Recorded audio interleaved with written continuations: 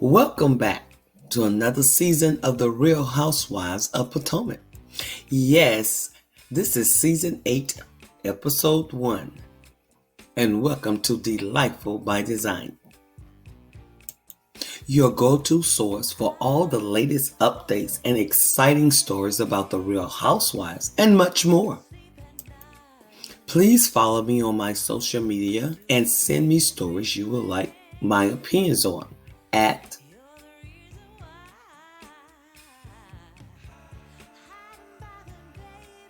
Well, where can we start? So much and not enough. Giselle has taken Carlos King's advice. She's finally showcasing herself in a romantic situation with Jason from Winter House. Don't know of him that much, but this is kind of giving me Marlo and Scotty. Fake relationship or best friends, storyline. But who cares? As long as they're good, we're good. Now, Ashley, on the other hand, is living large in the not quite single life. She has moved out of the penthouse and into a house in the suburbs, but she's still not quite divorced and freely admits that she is not rushing the process and still goes on vacation with Michael and the kids to the Bahamas. Really? So you guys think that this divorce process will happen? Or do you think it would last longer than Kenya Moore's divorce? Mill and Gordon still dealing with the fallout of being ousted from their old franchise. They've had to completely downsize their life, and they're living off their savings and Mill's salary. Gordon is fighting for what sounds like a buyout payment, and I believe being ousted from their old franchise was a punch to his chest, and he has not recovered yet, and I don't believe that Mill is going to give him a chance to recover. The thrill is gone, and so is the money.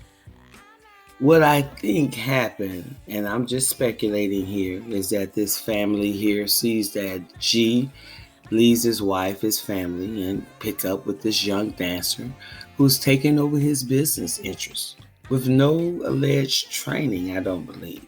Meanwhile, spending like G gave her free will to the money, while the money may or may not be tied to the alleged family businesses, even before Mill came into the picture.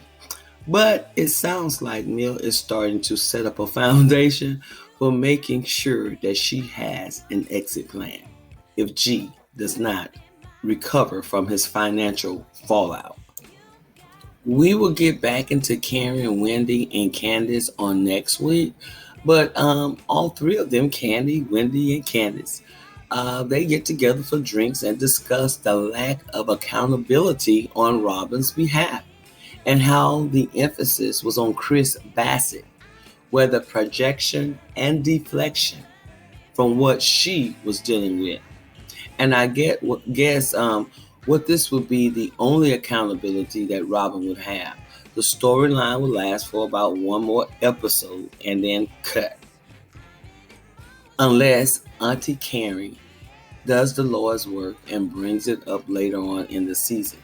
But yeah, production is playing in our faces. Robyn and Juan are discussing everything head on. He claimed he was being too friendly and too nice. The delusion is so strong that Giselle, Ashley, and Charisse tried to pull Robyn aside to help her see reason.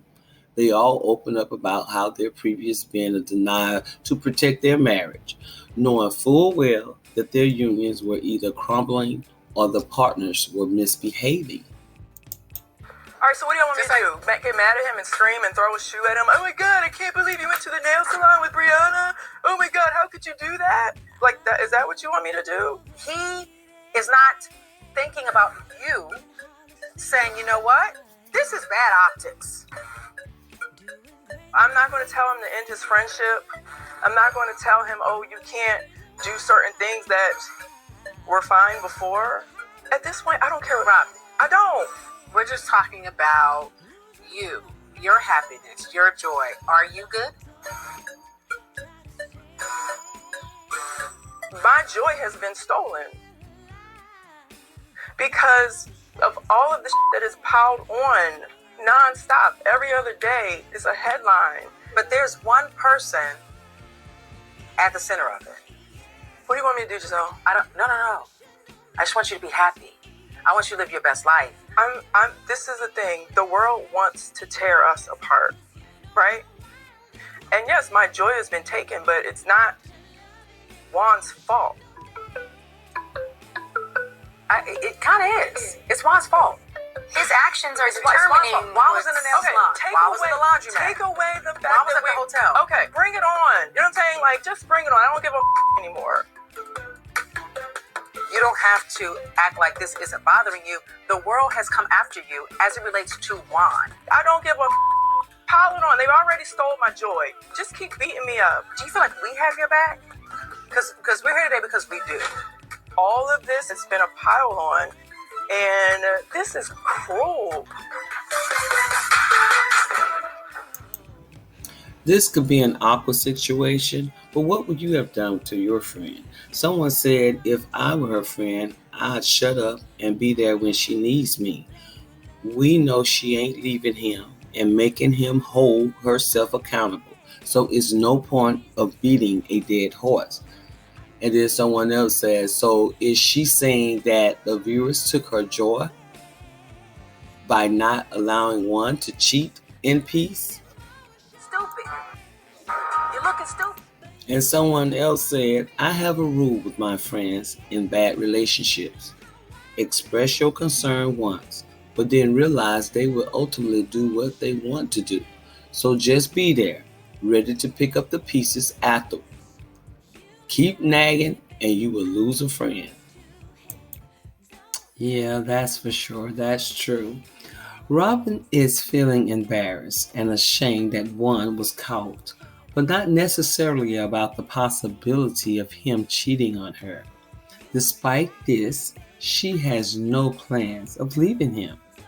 Robyn, Juan has taken away your happiness by proposing to you again, despite the fact that he has kids with you, lives with you, and is still soaring his royal oats.